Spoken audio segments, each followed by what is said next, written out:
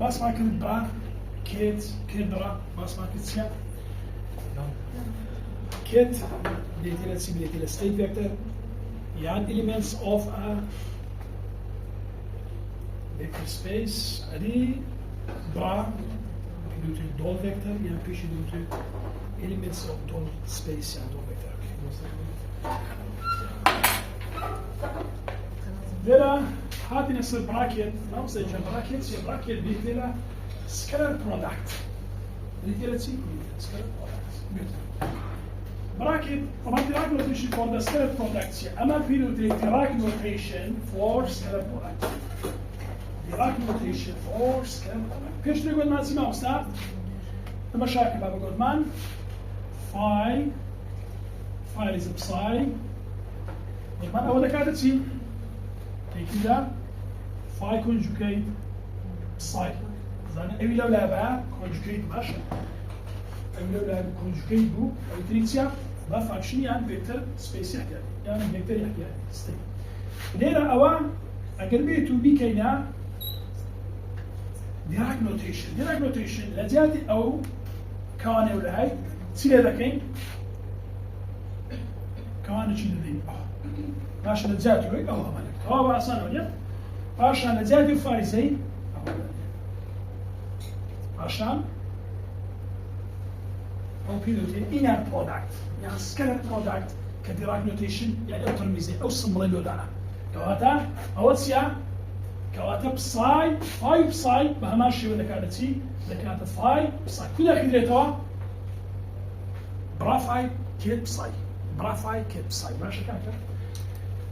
كواتا ديراك نوتيشن يعني ديراك نوت ذا scalar يعني inner product يسمى كتير scalar product سوي ريكشة Dirac denoted the scalar يعني either produced by the symbol طب عشان السمبل هيك بابا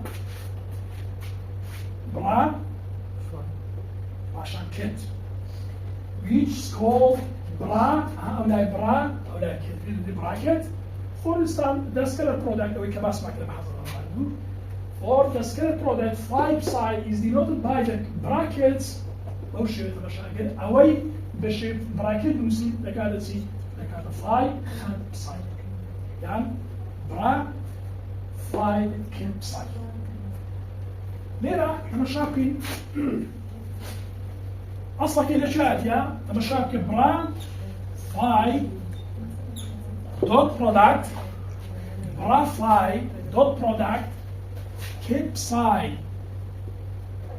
برا فاي دوت كيمب ساي تسيدي ليرا كده او دوت يلا بين أو دو خاطري دقيقة يوك تسيلي ده أو هذا بسي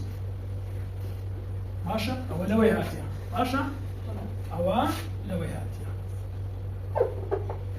كواتا أو الدوت برودكت بقى ما قلت مالك كاتب بكالي بيت بري دوت برودكت دايما بإنر برودكت لو تمشاكا لو إنري أو خطا إنر برودكت يعني سكالر برودكت يعني تسي يعني دو فيكتوري ليه أنزامك دكاتا تسي أنزامك دكاتا نمبر والله من كده فيكتور أو وقت هنا يوكليد يعني سمان ريا زارا الاسكالر يعني دو فيكتوري ليه أنزامك إتسيا فيكتور تو فيكتور برام لا سكالري نو دو فيكتوري ليه أنزامك دكاتا تسي دكاتا سكالر لو أنا وكش نعمل أنا بس هذا برودكت ماشي شادي بس أساس. Now when kit or bra طبعا شاكل جدد زمان كاتي kit or bra كاتي kit young bra is multiplied by the complex number we also get kit bra كاتي kit bra زاراني complex number إذا كين أنزامك هذا كاتوا kit bra ماشي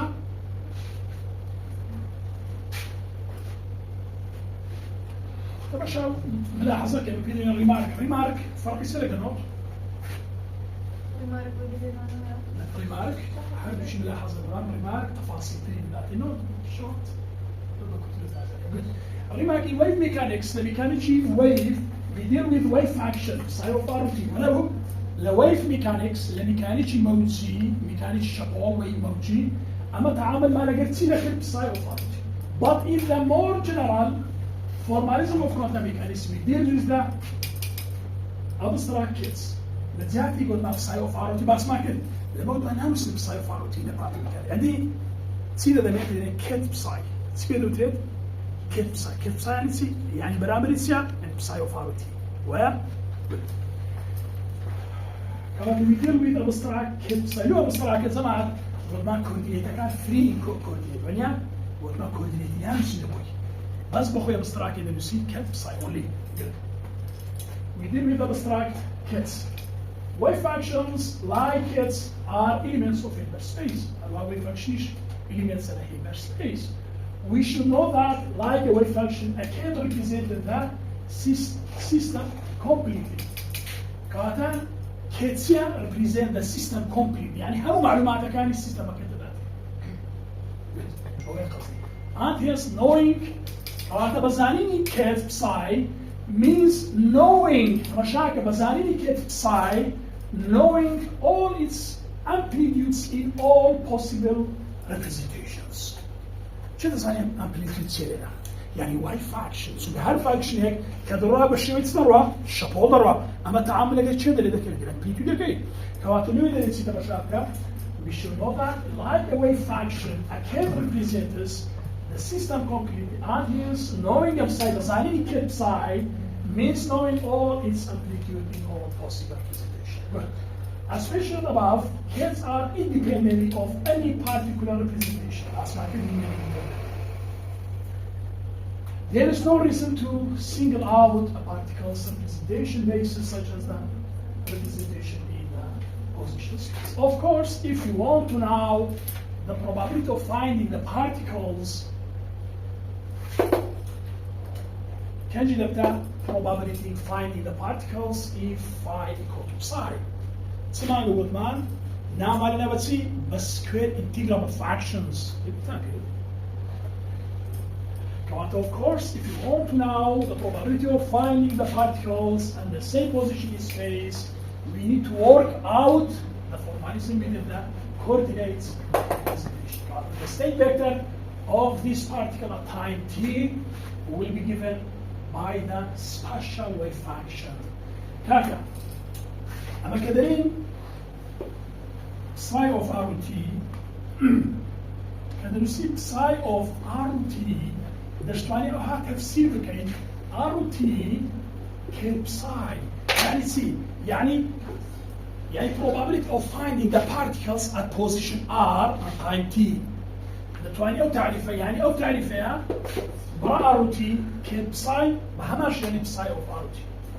ماش كاكا هيس فرق كواتا برا of RT psi يعني kpsi is equal to psi of RT. Good.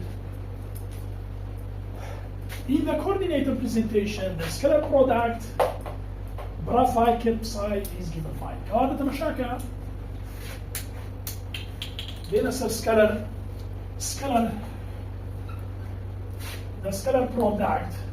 مشابكين ذو حالته برا وما برا عيني بتشوف كذي برام ليرة نتسيا لفوليوم يا لا إيكويشني وابزانا بدو مستويك ولا مو بدو مستويك لما تري لشون اللي بيقول لك دايمنشن لا نتسي ل3 دايمنشن كذا هذا فوليوم كواتا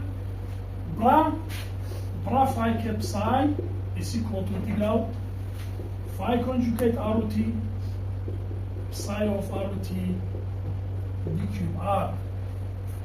يعني مثلا سمعت ديراك نوتيشن ذاتي اوهم ما نقول انتجرال طبعا all space no space اللي ذكرتوها phi complex conjugate RT psi RT dqr هم اذا كان السي بي برا phi كيب psi اذا اوهم نسيب بدو او بيريود ديراك نوتيشن ماشي كده ديراك نوتيشن for scalar product Dirac notation for scalar product is equal to برافاي كيب ساين كالجات أهم نسيني دا جدا من أمنها تمشاركة كالجات أهم نسيني تنها زان انتجرال phi complex conjugate RT psi RT dqr بس نسين برافاي كيب ساين واوا نمونا شكتلو بحكي لها أوزاري دو فانكشن مالها هاي لقر إيتا يعني هم فانكشناك هم دو فانكشناك لشيء براكت لكو سركت كدي مو دفن إيش كان يعني ذاتي أو هم الشغلات مشابكة ها يكسرسيا أو دو أو نوتيشن يعني أو سمبلي دراك هم يدوي أبستراكت كذا براكاي كيت إيتا براكاي كيت أوكي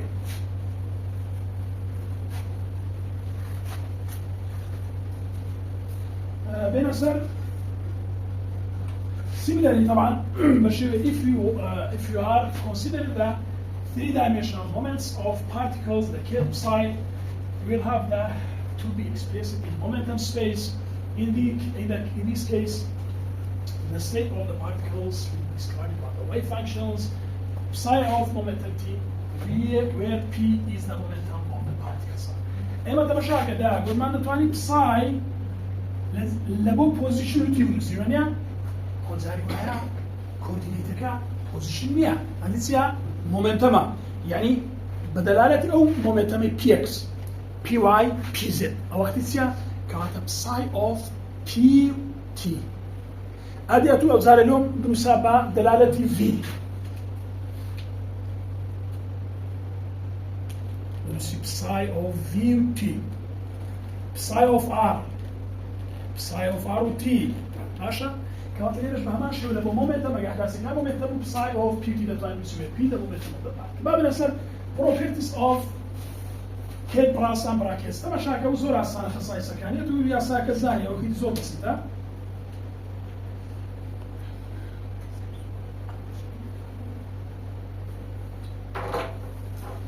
مشاكل every kid has a corresponding graph واضحه بوهر كيتك براكيا تو مشاكل to every kid every kid has a corresponding graph يعني to every kid psi their corresponding graph psi and vice versa مثلا بهمو كيتك سيها براجية بهمو براجية تو مشاكل إشارتك دولانة يعني ببين زمانك شي تواوا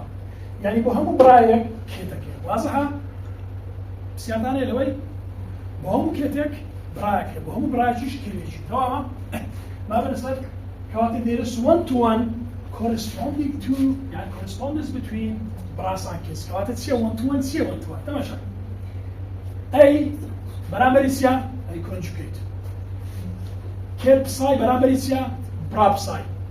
plus هو شوي plus B correspond كيسيا B complex conjugate كيت فاي إذا كانت سي ميرابان كيت فاي good لما شاكل دري one to one سي يعني هاد فانكشن مثلا أما بيش تريد أما one to one سي one to one شو بس عندو دو فانكشن تاعها x y بنيام يدو سي بابل تار بين شش أو تسوي وصل ابتدائي كاتبو همو x واشي بنيام بالضبط واي unit y عادي هو هم one to one أنا one to one يكفي ولا ما تدخلني ترى كاتبس كواتليرا أجري يبغى يمكن one to one مع ماشي مش أي برامبرك أي كونجكيت برا كيب ساي برا ساي بلس بي دبت بي كومبلكس كونجكيت وكيت فاي دبت برا فاي good أوه كده there is a one to one correspondence between brass and kids كواتا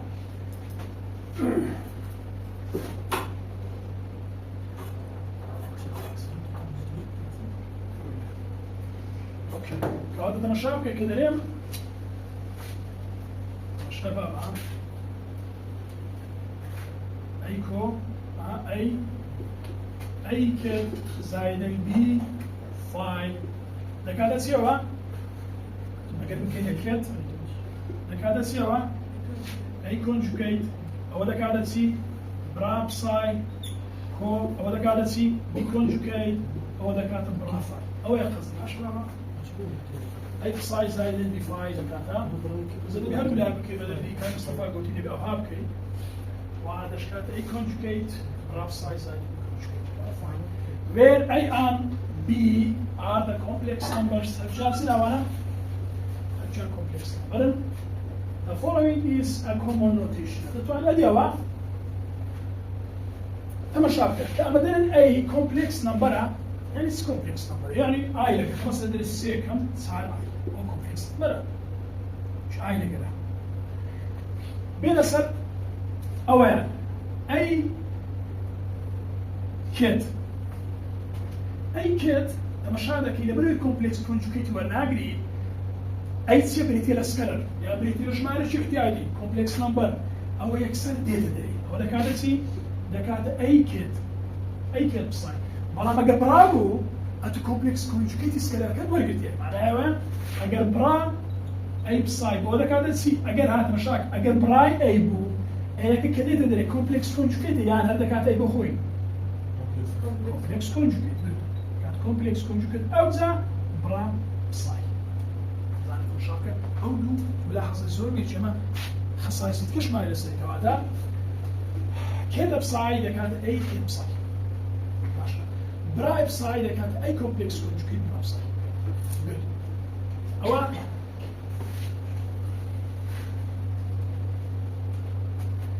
وهذا رسمت properties of scalar products يا properties of scalar product يعني أنزامي لقدان أما قلت ما لي سيناريو نعمل لما scalar product بيت لكن properties of the scalar product زاني quantum mechanics says the scalar product is a complex number قلت ما بصايد كانت سيدة كانت complex number يا complex function قيمتها كان بيت لك complex number واضحة؟ بس since the scalar product is a complex number, the ordinary matters a lot. يعني ترتيبه كزور قليلة ترتيب يعني مثلا يكم زار بساي يعني فاي برا بساي يعني كيت بساي كان بيش باشا قصد سيادة يعني مثلا we must be careful to distinguish a scalar product أما ده بيتصير كده جاب كأنه scalar product from its complex conjugate يعني أجابه نسيب برابساي كيت فاي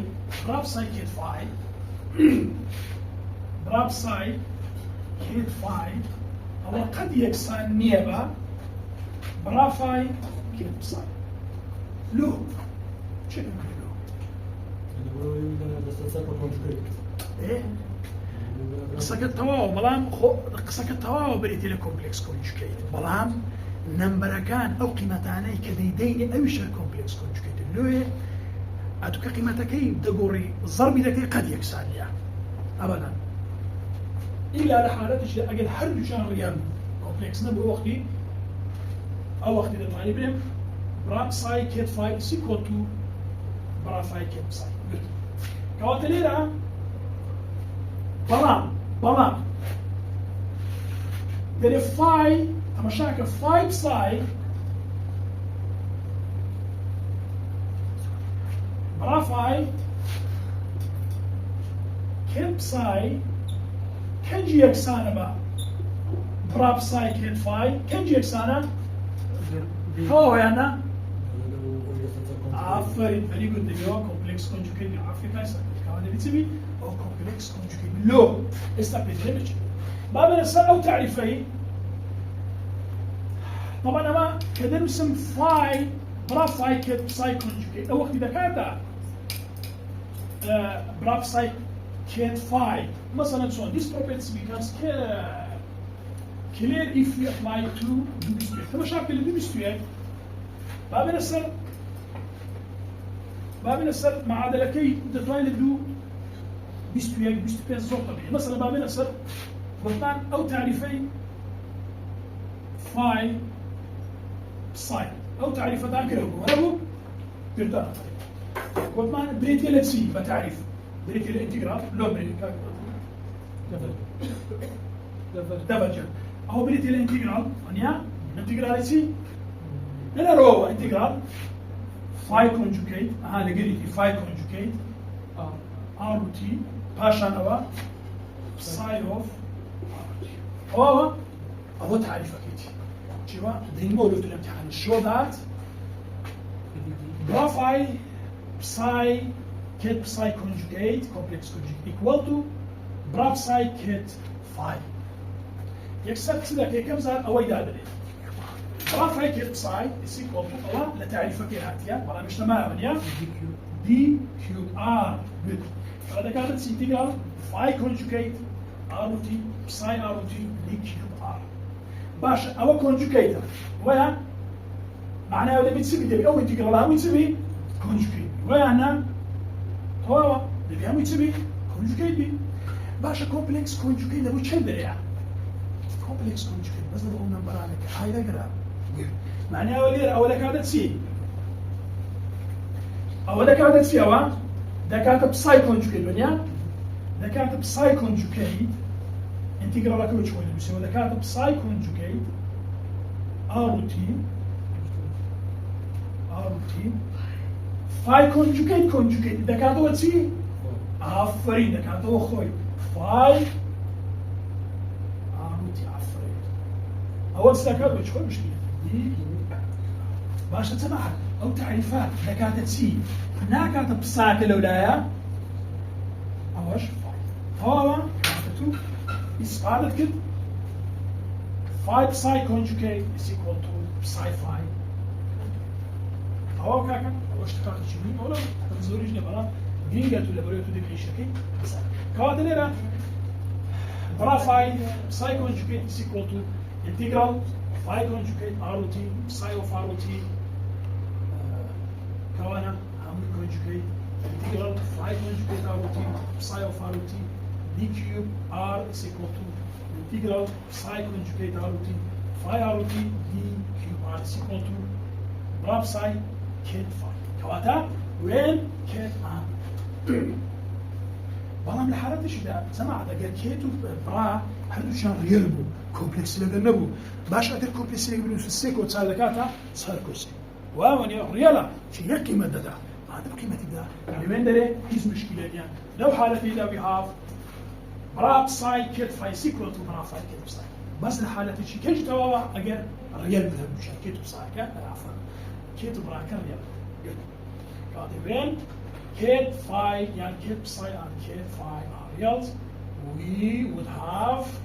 كيت بساي برا فاي سيكول تو برا فاي كيت بساي واربعة بين السر some additional properties of the cell كل ما بين ليرة تمشاويكا برا بساي كيت أيك بساي هو أيدو بساي طب أنا سنة هردو شان بيوت السوبر بوزيشن يعني تكتب شاني بيفاش لكن لو دكاتة سي دكاتة براي مشاكل ده دكاتة براي بساي أيك بساي أيك كرسي ثابتة وبالو مشاكل لو أولى مشكلة نيها كتلاقي كتكي كم كتلاقي كتسي أو الرياضة يعني ديتا دري مشكلة بلام لو أولى بدل ديكاكو قد السركة وده بتا كومبلكس ده بيتسمي أو وقت ده بو أي كومبلكس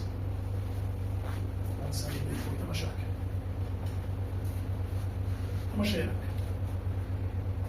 أولى براكي ويا أيكو أيدو ده كونه شان لا كيتكي يعني بين درش لا كيتو براكي كومبلكس يعني احتياجية very good loads وشي لقيت كيتكي كاتليلا برا بساي كيت أيكو بسايك كو برا بساي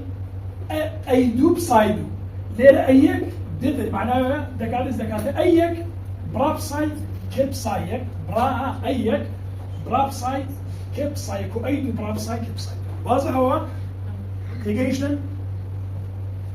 لبنو إنهم سوق أيكا أيك ويدو كتو أو بري يعني كتلاقي كتكلوه كنا تكبين درجة كنا تكومبلكس برام شيء دوام لكن صحيح سيدوام أيك وأيدو كنا لاي براكي معناه ده بيتصير تاري ده بي أيك كومبلكس كونجوجيت بي أيدوش كومبلكس كونجوجيت تماشى أولا كانت أيك فايك كت بساي كداش أيك كده أيك كومبلكس كونجوجيت فايك بساي كو أيدو كومبلكس كونجوجيت فايدو بساي يعني اشتكان زور خوش هموي ماتماتيكسا بلان بروك فكري ديوه او الى قلعي براكي كدين يدري دبتا كومبلكس كونجوجيت نمبركا او الى قل كيتا كيبين يدري ناتا بشور يلا هزم اجتماع بين السنوين او زاري هل بشي بيكوا بس يعني أي إكس فاي بلس أي فاي كات بي إكس سايد زائد بي بسايد زي ما هتستني ده بتساوي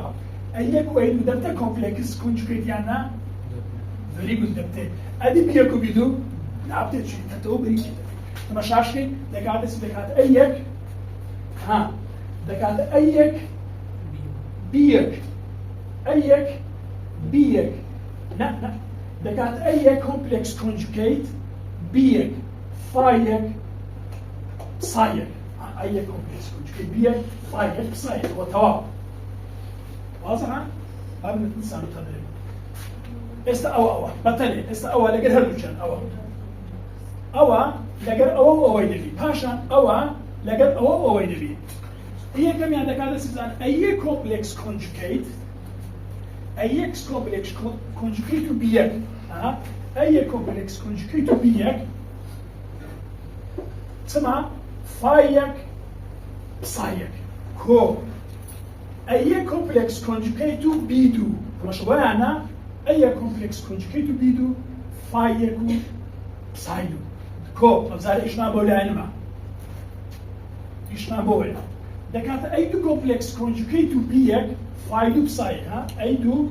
كومبلكس كونجكيت بيك تواو فايدو بساي كو أيدو كومبلكس كونجكيت بيدو فايدو بساي